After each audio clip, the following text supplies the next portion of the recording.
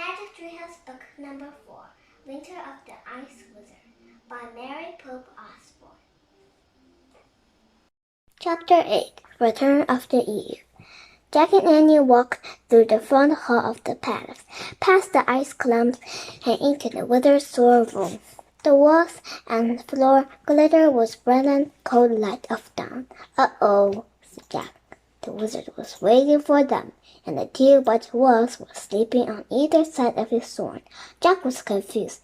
Why are they here? He wondered. Do they belong to the wizard? The wolves lifted their heads and sniffed the air. Their eyes perked up. When they caught the sight of Jack and Annie, they sprang to their feet. They stared at those piercing yellow eyes. The ice wizard stared intently at Jack and Annie too. "Well," he said, "did you bring back my eye?" "Yes," said Jack. Annie took the hailstone out of the fruit pocket and handed it to the wizard. Jack watched the wolves nervously as the hailstone passed from Annie's small hand into the wizard's large, rough hand. The wizard stared down at a chunk of ice. He looked at Jack and Annie. "Indeed, you are heroes," he said briefly. "Not really," Jack murmured. The wizard looked again his eye inside the hailstone. Then, with a quick movement, he slammed the ice chunk against the arm of his sword. Jack and Annie gasped and stepped back. The wizard slammed the hailstone against his sword again. This time, the ice cracked. The wizard gently pulled his eye out of the heart of the hailstone. He lifted the frozen eyeball into the air and studied it in the night.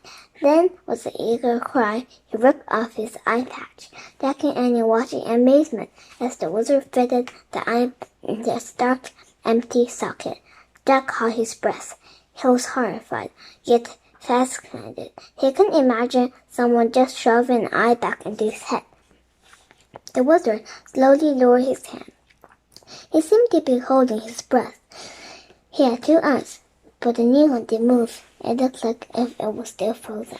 Jack grew worried. If the eye didn't work, the wizard might not help them. We brought your eye," he said. "So can you tell us where Merlin and Morgan are now?" The wizard jerked his head to look at Jack. He covered one eye with his hand. Then he covered another. In a frenzy, he went back to the forest, covering and uncovering each eye. Finally, the wizard dropped his hands and roared, "No!" The wizard's howl showed the ice clumps. "You have tricked me." "No, we haven't," said Annie. "The eye is useless," cried the wizard. "It has no life, no sight." "But that's the eye you gave to the North," said Annie. "You promised if we brought it back, you would give us Merlin and Morgan." The two white wolves threw back their heads and howled. "No!" cried the wizard. "You tricked me, you tricked me." "Let's get out of here," whispered Jack. He pulled Annie towards the ice clumps. "Stop!" shouted the wizard. "You cannot escape me." He grabbed Merlin's staff of strength. The wolves gurgled and yelped. The wizard pointed the staff at Jack and Annie. He started to say a spell. "Really? Wait!" someone yelled. Teddy burst into the throne room. "Wait! Wait!"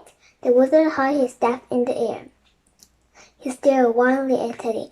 His face twisted with red. "We have something for you!" Teddy shouted at the wizard. "Kathleen!" he called. Kathleen stepped out from behind the ice clumps. With her was a young woman with long braids. The woman wore a flowing dress. Around her shoulder was a white feather cloak.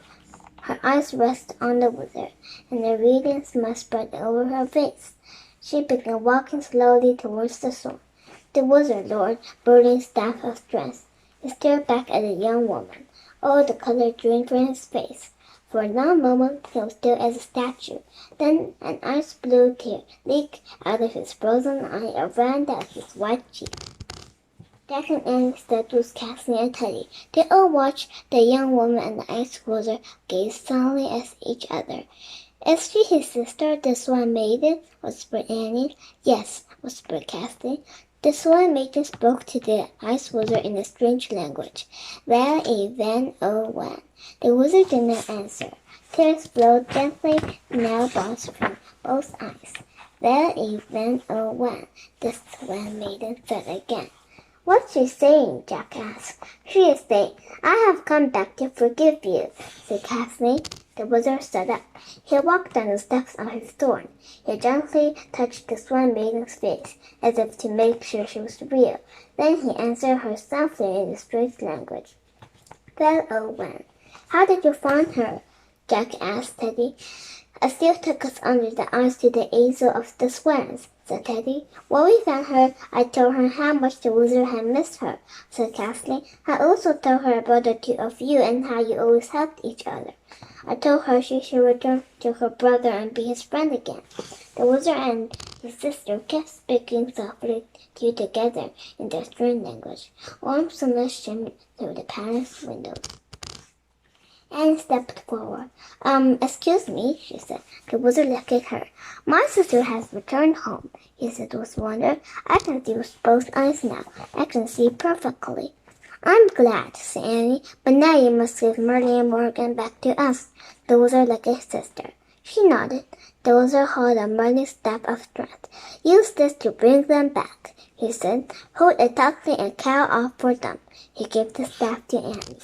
Annie could barely lift it by herself. Hold it with me, Jack, she said. Jack stepped forward and grabbed the magic staff. The smooth golden wood felt warm and vibrant in his hands.